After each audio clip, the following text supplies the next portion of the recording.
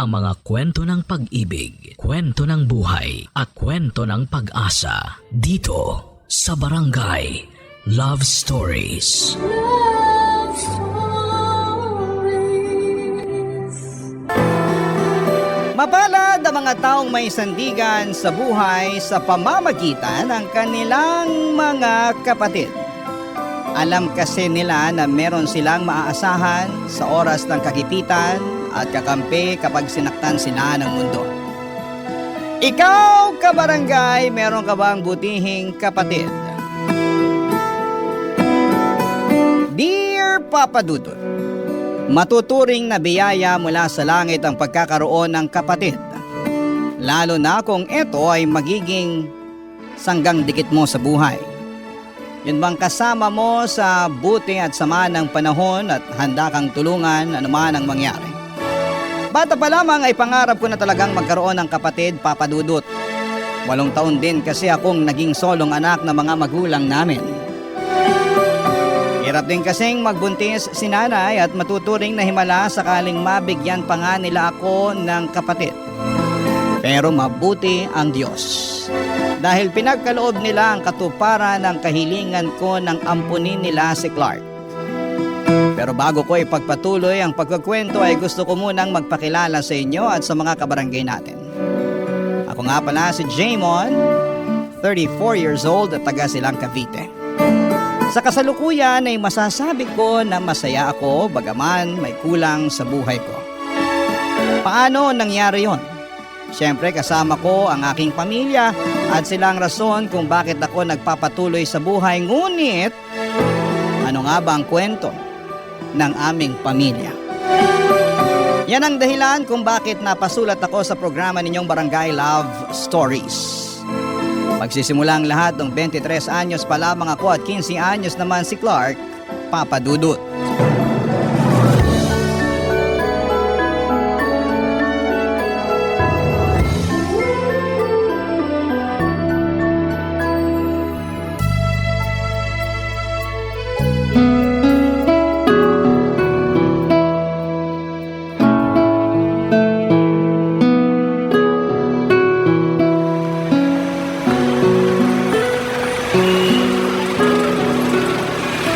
Nasaan na kaya si Clark? Sabi ni nanay sa malapit na tindahan lang naman daw niya inutusang bumili ng suka at toyo. Kahit kailan, napakagala talaga ng batang yun eh. Wala, ano yun? Naku, nag-aaway ba yun? Naku, mga kabataan na to. Awatin nyo, dali. Hoy! Ano ba kayo? Awatin nyo! Akala nyo uurungan ko kayo porque marami kayo? Ha? Clark! Kuya! Tumayo ka nga dyan! Wala ka pala, Clark eh! Ano? Puro ka lang yabang! Sino puro yabang, ha? Uy, tumigil na nga kayo! Nagkakasakitan na kayo eh! Saka kayo ha? Gusto nyo ba ipabarangay ko kayo? Ang lalakas ng loob nyo pagtulungan ng kapatid ko eh. 3 kayo tapos mag-isa lang siya. Eh bakit? Kapatid nyo ang nauna! Inangasan kami!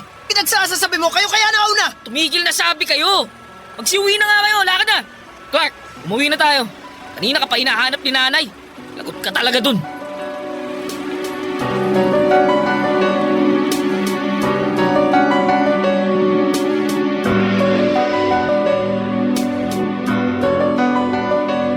Nay, na yung magaling yung anak. Naabutan ko lang naman na nakikipag-away. Siya lang mag-isa tapos 3 pa yung kalaban. Kaya ko naman sila kung hindi ka lang sana umeksena, kuya. Ano kaya? Kitang-kita ko, hinahalikan mo na nga yung semento pagdating ko eh. Clark naman! Ano bang naisip mo't nakipag-away ka pa? Tingnan mo nga yung itsura mo. May pasa ka sa labi, may gasgas ka sa kamay. Sigurado ka bang ayos ka lang? Eh, baka mamaya may bali ka pa, ha? Halika, ipapadoktor kita. Wag na, Nay. Ayos lang naman po ako. Mababaw lang naman mga sugat ko eh. Saka gagastos pa kayo. Inaalala ka lang naman ni nanay. Saka ako rin. Malay ba namin na tinitiis mo lang pala tapos may masakit na pala sa'yo? Ay, kuya naman eh. Ano ba kasing nangyari? Totoo ba na inangasa mo sila kaya ka nila pinagsusuntok? Siyempre, hindi. Sila kaya nauna, inaasar nila ako kaya pinatulan ko. Akala nila mananahimik lang ako sa isang tabi, ha? Di ako ganun tao, no? Pero sana nagtimpi ka pa rin. Lalo 3 sila, mag-isa ka lang. Di naman sa lahat ng pagkakataon, papairalin mo yung pikon mo. Di mo sila kailangan patulan. Paano na lang kung napuruhan ka, di ba? Tama ang kuya mo, Clark. Pinag-alala mo kami. Mabuti pa, gamutin ko na muna yan sugat mo, ha? Tapos pumunta tayo ngayon din sa ospital para ipa-check up ka. Nay naman wag na. Huwag ka na lang kumontra. Papadudot pinadoktor namin si Clark at buti na lamang dahil wala naman siyang baling buto sa kanyang katawan. Kaya nga napanatag kami ni nanay. Habang pauwi ay kontodo sermon ulit siya sa aking kapatid na napapailing na lamang dahil wala naman itong magawa. Kabaligtaran ko ng ugali ang kapatid kong si Clark, papadudot. Mahiyain ako samantalang malakas naman ang loob niya. Mabibilang lamang sa mga daliri ko sa kamay ang mga taong pinagkakatiwalaan ko kumpara sa kanya, na halos kaibigan ang lahat. Madaldal din siya, tahimik lamang ako. Masipag akong mag-aral noong nasa edad niya pa lamang ako, ngunit may pagkabulakbol at hindi seryoso sa pag-aaral niya ang aking kapatid. Palaway din talaga siya dahil mabilis mapikon. Sa kabila ng mga pagkakaiba namin ay mahal namin ni Clark ang isa't isa, papadudot. Vocal ang kapatid ko sa pagsasabi niya na iniidolo niya ako sa maraming bagay. Tulad ng pagtugtog ng gitara. Galing sa pag-report sa klase namin noong sabay pa kaming nag-aaral. Pakikipagtalastasan at kahit na nga sa paglalaro ng chess. At minsan ko na ring sinabi sa kanya na hanga ako sa mga kakayahan niya. Na hindi ko nagagawa lalo na at nalilimitahan ako sa pagiging introvert ko, papadudot. Noong nagtrabaho na ako ay nagsimula ng lumayo ang loob namin ni Clark sa isa't isa. Aaminin ko na naging abala na ako sa pagtatrabaho. Focus kasi ako sa pagpo-provide sa aming pamilya dahil gusto ko na pahintuin sa pagtitinda ang nanay namin. Kaya ni mag-usap kahit simpleng kumustahan ay hindi na po namin magawa ng kapatid ko dahil pag-uwi sa bahay ay kinakain ako ng matinding pagod. Tapos dumating sa buhay ko si Mary Grace. Katrabaho ko na nakamabutihan ko. At hindi po nagtagal ay niligawan ko nga't naging kasintahan, papadudot.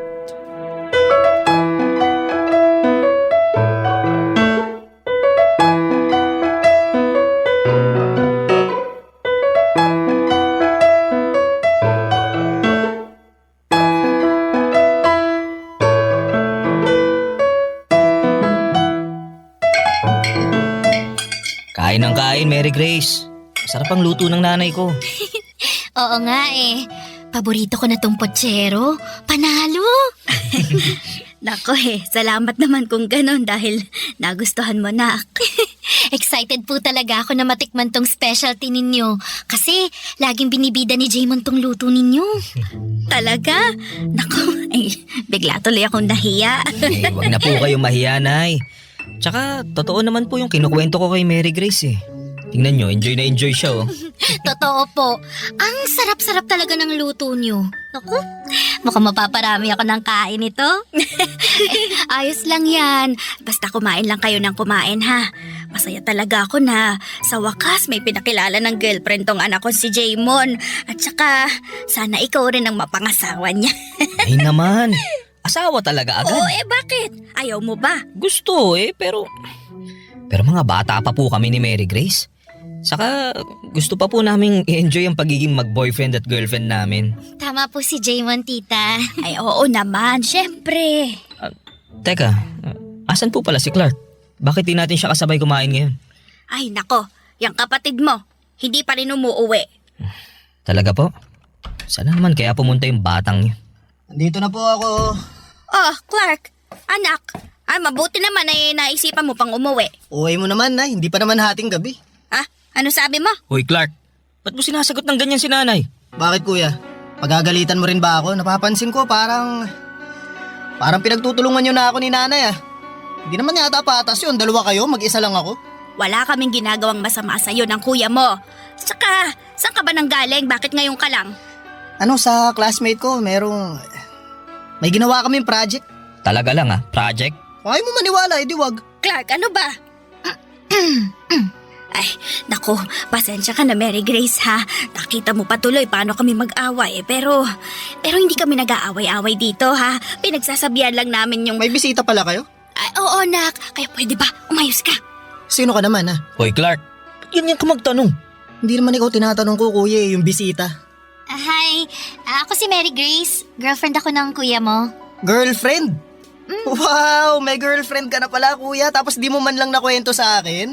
Sa bagay, busy ka na nga pala sa ibang bagay. Sino na lang ba ako para pagkwentuhan mo, di ba? Clark naman. Kaya nga sinama ko rito sa bahay natin si Mary Grace para makilala niyo ni nanay. Nakilala ko na siya, ayos na yun. Buti pa matutulog na ako. Ano, hindi ka nakakain? Busog po ako, tsaka inaantok na ako eh. Naku Mary Grace, pasensya ka na talaga ha.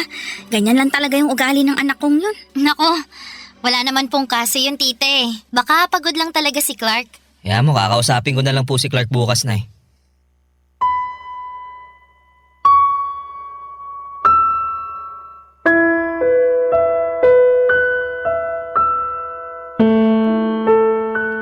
Papadudot aminin kong nagulat ako sa inisyal na reaksyon ni Clark nang makita niya si Mary Grace.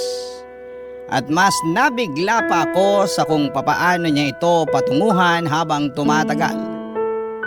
Bastos. Walang modo para sa akin ang datingan noon, kaya naman kinain ako ng hiya para sa aking girlfriend at pag-aalala na ayawan niya ang pamilya ko. Buti na lamang at nandyan si nanay para sawayin ang kapatid ko dahil hindi ko kayang magalit ng todo-todo kay Clark. Mabuti na lamang at wala lang kay Mary Grace sa mga nangyari. Kesyo meron din daw siyang mga nakababatang kapatid. At parang naka-default na sa ugali nila ang ganong mga kilos at pananalita. Sa kabila ng lahat ay hindi ko pa rin napigilang malungkot, mainis at magtampo sa kapatid kong si Clark. Dahil pakiramdam ko ay hindi lang sina nanay at Mary Grace ang binastos niya ng gabing yon, kundi ako rin na kuya niya.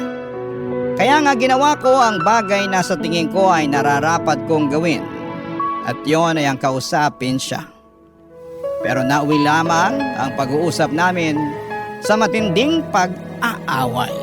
Barangay Love Stories. Barangay Love Stories. Papadudod, sinabi ni Clark sa akin na masyado ko raw pinagtatanggol si Mary Grace. Samantalang noong ko lamang ito nakilala. Sinagot ko siya na normal lamang yon dahil girlfriend ko na nga ito. Pero nangatwiran ulit si Clark na hindi raw niya gusto si Mary Grace. Noong tanungin ko kung bakit ay wala naman siyang naisagot. Doon ko sinabi na tigilan na niya ang ganong klase ng pag-uugali dahil hindi yon maganda at nakakahiya sa girlfriend ko. Pero imbis na magpasupil, humingi ng tawad at mangako na hindi na ulit siya mambabastos, ay nagalit si Clark at doon na nagsimula ang away namin. Mabibilang sa mga daliri ko sa kamay ang tagpo na nag-aaway kami ng kapatid ko. Hindi kasi ako pumapatol at sa abot ng makakaya ko ay inuunawa ko siya. Kaya nga masakit sa akin na nauwi sa away ang sanay dapat na maayos lamang naming usapan. Alam ni Mary Grace ang nangyari kaya inalo niya ako at sinabihan na mabuti akong kapatid. Na spoiled lang daw talaga si Clark at dapat wag ko raw hayaan na maapektuhan niya ang nararamdaman ko. Dahil doon ay gumaan ang loob ko. Hindi nagtagal, lagi nang nasa bahay namin si Mary Grace, bagay na madalas na kinakainis ng kapatid ko.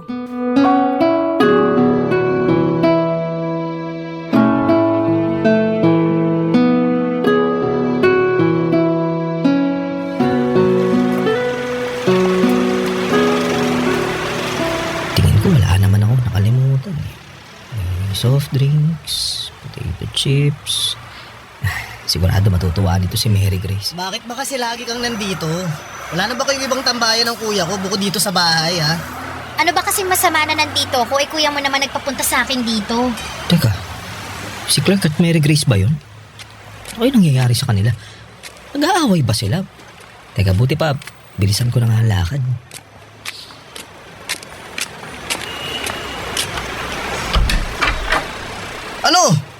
Sumagot ka, tinatanong kita eh. Uy, ano nangyayari dito? Buti naman dumating ka na, Jaymon. Bakit? May problema ba? Tsaka, ano yun? Nag-aaway ba kayo ni Clark? Hindi wala akong ginagawa dyan sa jowa mo, no? Anong wala? Kanina lang tinataasan mo ako ng boses. Jaymon, yung kapatid mo inaaway ako. Bakit daw ako nandito sa bahay ninyo? Totoo naman palagi ka na lang nandito. Wala ka bang bahay? Ako nagpapunta kay Mary Grace dito sa bahay. Bakit ka ba nagagalit? Hindi ako galit, kuya. Nagtatanong lang ako. Kaya nga, bakit mo ba tinatanong? Wala naman kaming ginagawang masama. Di naman siguro kami nakakaabala sa'yo lagi ka nga wala sa bahay natin. Bigla-bigla ka na lang susulpot kung kailan mo gusto tapos magkakaganyan ka pa. Bakit? Bahay ko rin naman to Ayaw nyo magsama ako ng barkado ko rito tapos ikaw, sama ng kung sino-sino? Hindi kung sino-sino lang si Mary Grace. Girlfriend ko siya, Clark. Tsaka, bakit ka ba nagkakaganyan, ha? Ano ba problema mo? Wala. Parang di naman yata tama yung ugali mo na yan. Kailan ba ako gumawa ng tama sa paningin nyo ni nanay, ha? Lagi na lang masama tingin nyo sa akin Buti pa makaalis na nga lang sa pamamahay na to. Teka, sandali lang. Bakit ba? Anong bakit ba malapit na maghapunan? Pauwi na yung sinanay, bumili lang ng ulam. Ka na umalis. Kakain na tayo maya-maya. Ayoko nang kumain wala na ako ng gana. Clark naman. Hayaan mo na lang siya. Masyadong maarte. Mary Grace. Totoo naman Narinig mo nga kung paano kasagot-sagutin, no? Akala mo kung sinong kaya nang tumayo sa sarili niyang mga paa? Edi ikaw na magaling. Ako talaga. Ano ba? Manahimik na nga kayo. Huwag na kayong mag-away.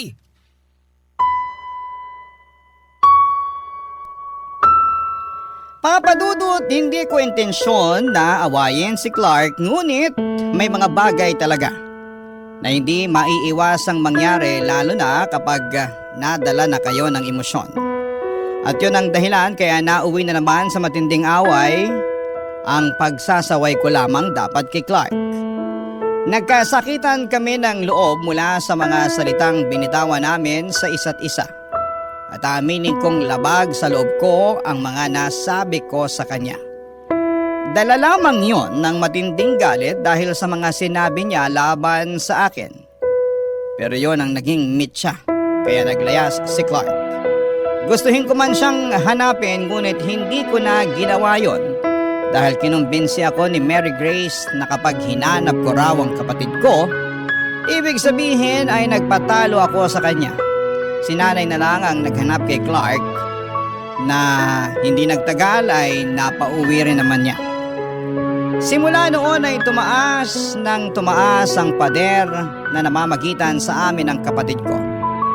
Lalong lumayo ang loob namin sa isa't isa hanggang sa tuluyan na akong nag-focus sa relasyon namin ni Mary Grace. Nabuntis ko siya, lumipat kami ng bahay at bumuo ng sarili naming pamilya makaraan ang 5 taon. Kaya lang, marami rin kaming pinagdaanan ni Mary Grace. Lalo na nung nawalan ako ng trabaho matapos akong magkasakit. Kaya kinailangan ni Mary Grace ang maghanap buhay habang nagre-recover ako ng mga panahong yon, papadudot.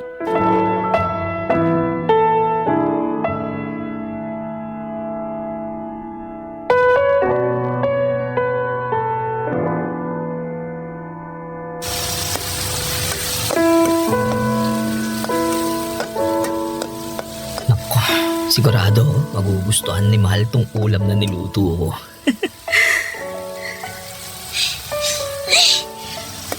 Ano amoy yun? Ang baho naman. Mahal, andiyan ka na pala. Huwag mo nga ako matawag-tawag na mahal. Pagod ako tapos nakakaamoy pa ako ng mabaho. Ay, ano ba yung niluluto mo? Ha? Ano? Adobong manok? Paborito mo? Bulok na manok ba yung ginamit mo? Ang baho, oh. Di mo ba naaamoy? Wala naman ako naaamoy na mabaho. So pinapalabas mo na sinungaling ako. Hindi naman sa ganun. Hindi raw, pero doon napapunta yung tono ng pananalita mo eh. Alam mo, ayokong kainin yung niluto mo. Mamaya may lason pa yan eh. At bakit naman magkakalason tong pagkain? Ewan ko, hindi ko alam. Baka naisipan mong, lasunin ako, ganon. Ano ka ba? Hindi ko magagawa ang bagay na yun. Aray! Bakit mo ba ako inampas ng bag mo? Aba, dapat lang. Subukan mo lang na gawin ang bagay na yun Wala nang maghahanap buhay para sa pamilyang to. Wala na kayong panggastos at pangbili ng pagkain ng anak mo. Hindi ko nga magagawa yun. Tsaka, mahal kita. Bakit kita lalasunin, di ba? Talaga? Mahal mo ko? Oo! Oo naman! Mahal kita! Kaya nga, pinagluto kita ng masarap oh. Kala ko, magugustuhan mo eh.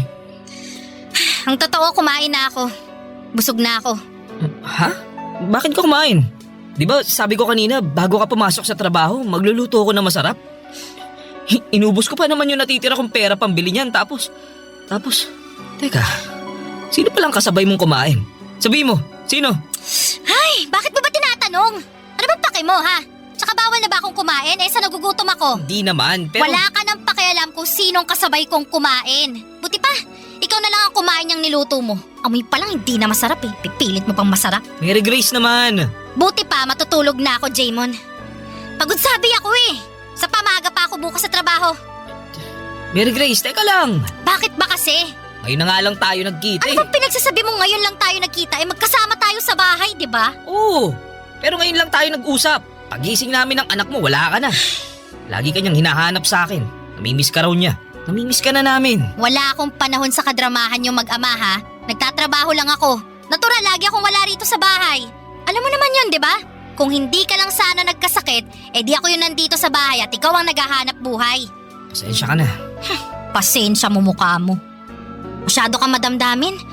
Daig mo pa yung babae. Diyan ka na nga. Natutulog na ako sa kwarto. Linisin mo yung pinaglutuan mo, ha? Kung hindi, lagot ka talaga sa akin.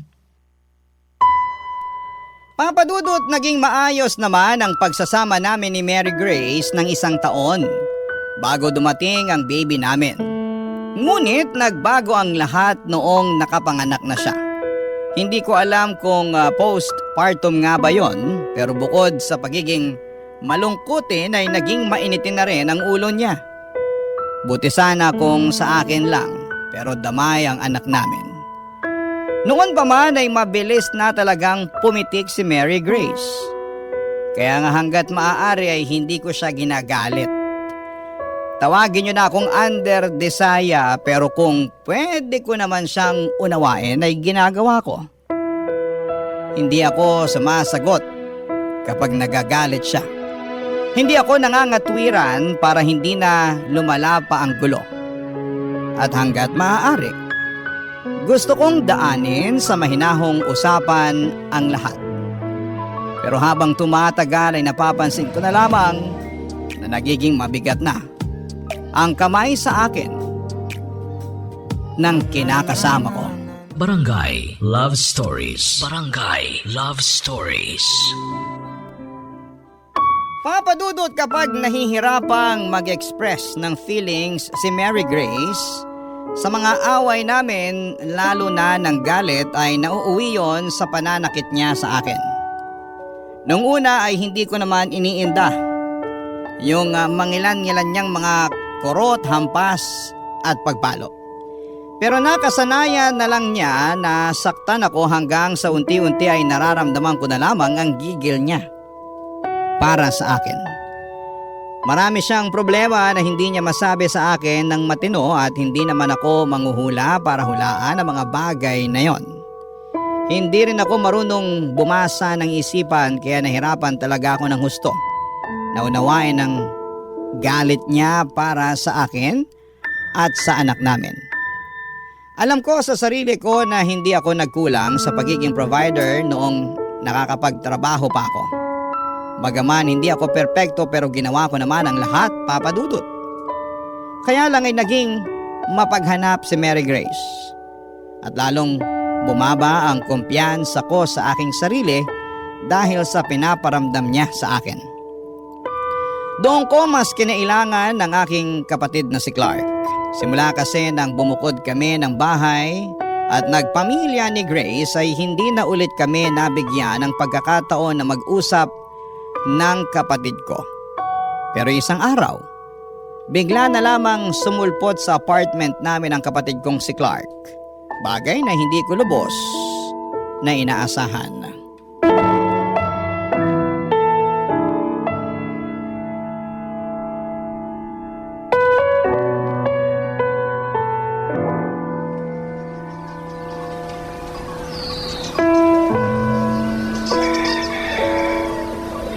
Buti naman at binisita mo ako rito sa inuupahan namin, Clark.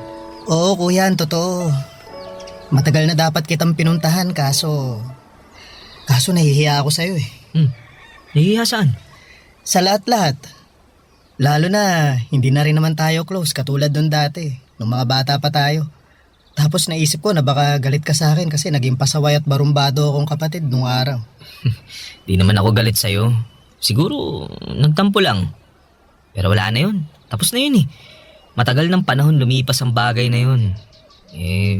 Kung para sa ikatatahimik mo, sige, napatawad na kita kahit wala ka naman talagang kasalanan. Salamat. Kumusta ka na? Bakit parang ang payat mo na? Saka bakit di ka na dumadalaw dun sa bahay? Sabi ni nanay, miss na miss ka na raw niya. Di na kayo pumupunta dun ni Ate Mary Grace. Nagkasakit kasi ako eh. Nagkapulmonya ako, tsaka bumagsak ng husto yung resistensya ko. Ayun, nagpapagaling pa nga ako ngayon dito eh. Kaya si Mary Grace na muna naghahanap buhay sa amin. Ganun ba? Bakit naman hindi mo man lang sinabi sa amin? Sana napuntahan ka man lang namin. Ayaw ni Mary Grace eh. Paano ayaw? Ayaw niyang ipasabi sa inyo kasi raw ayaw niya na kayong maistorbo. Tsaka kaya naman daw namin eh.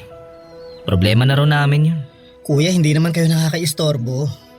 Ano ba namang klaseng katwiran yun? Hindi ko maintindihan.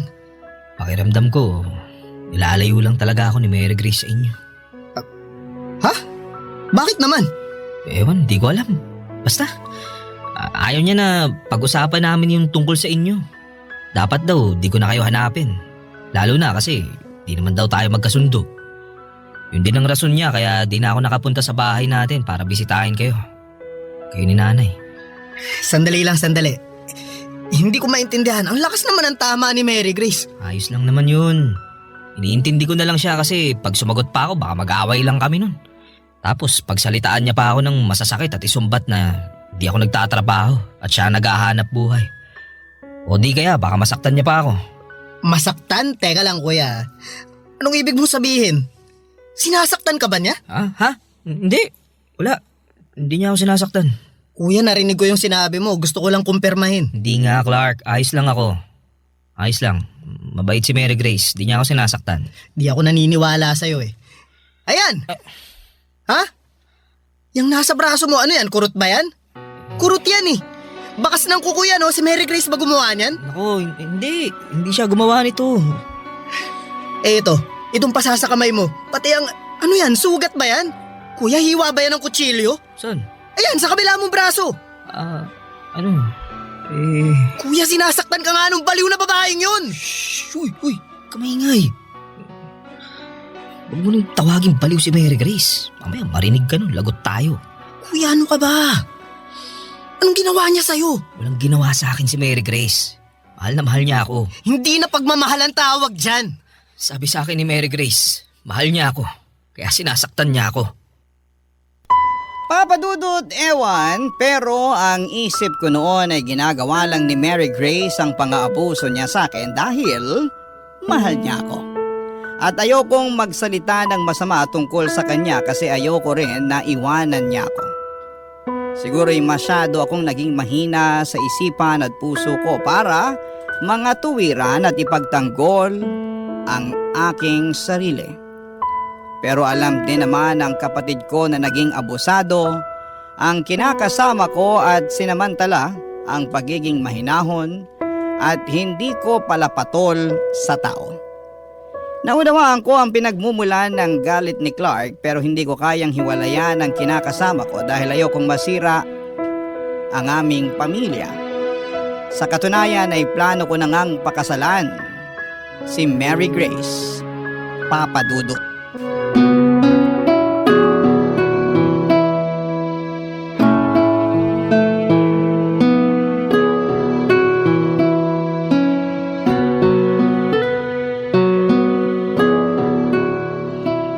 Mary Grace, will you marry me? Anong sabi mo? Tinatanong kita kung pumapayag ka bang pakasalan ako. Gusto na kasi kitang maging asawa eh. Paano kung sabihin ko sa'yo ako naman ang may ayaw na makasal sa'yo at maging asawa ka? Bakit naman? Di ba matagal naman na nating plano na magpakasal? Noon yun, nung masyado pa akong in love sa'yo. Pero ngayon hindi na. Kasi narealize ko na marami pang ibang lalaki dyan bukod sa'yo. Yun bang kaya akong bigyan ng magandang kinabukasan? Yung hindi na ako magtatrabaho para buhayin ang pamilya natin? Yung magaling din sa kama? Di katulad mo? Teka, anong ibig mo sabihin? Ang hina mo naman umintindi, Jaymon. Kailangan ko pa bang ipaliwanag ng mabuti sa'yo para maintindihan mo? Sa hindi ko nga talaga maintindihan. Oh, sige! Sige! Ipapaliwanag ko sa'yo para maintindihan mo. Makinig ka mabuti ha, dahil hindi ko na uulitin ang sasabihin ko. Jaymon, may iba na ako. At plano ko nang sumama sa kanya. Ha? Ano sinasabi mo? Bakit ka naghanap ng iba, Mary Grace? Dahil ayoko na sa'yo. Pagod na ako makisama sa tulad mo, kaya naghanap na ako ng iba. Swerte dahil meron na ako nakilalang mas higit pa sa'yo. Yung mas gwapo, mas mapera, mas magaling sa kama. Kaya dyan ka na. Aalis na kami ng anak mo. Iiwan ka na namin. Wag niyo akong iwan! Parang awa niyo na, Mary Grace. Parang awa niyo na, wag kayong umalis! Wag! Mary Grace!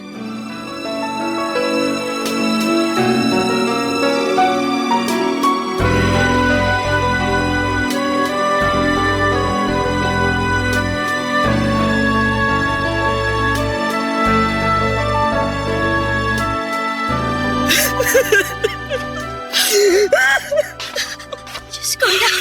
Jaymon! Anak ko! Nay, buti pa pumunta kayo. Oo, kuya. Pumunta kami ni nanay kasi nakwento ko sa kanya yung ginagawa sa'yo nun ni Mary Grace. Saan na ba yung babaeng yun para masabunutan ko? Sobra siya sa ginawa niya sa'yo! Wala na po, Nay. Wala na po sila ng anak ko. Umalis na po sila. Iniwan na po nila ako. Ha? Anong ibig mo sabihin umalis? Saan sila nagpunta, kuya? Sumama na sa ibang lalaki si Mary Grace. Hindi na raw niya kasi ako mahal. Iniwan na niya ako. Wala na sila ng anak namin. Grabe. Napakawalang hiya talaga niya. Ang kapal naman ang mukha niya. Hayaan mo na, anak. Andito naman kami ng kapatid mo eh. Hindi ka namin iiwan mag-isa. Kasama mo kami, ha? Magkakasama na ulit tayo.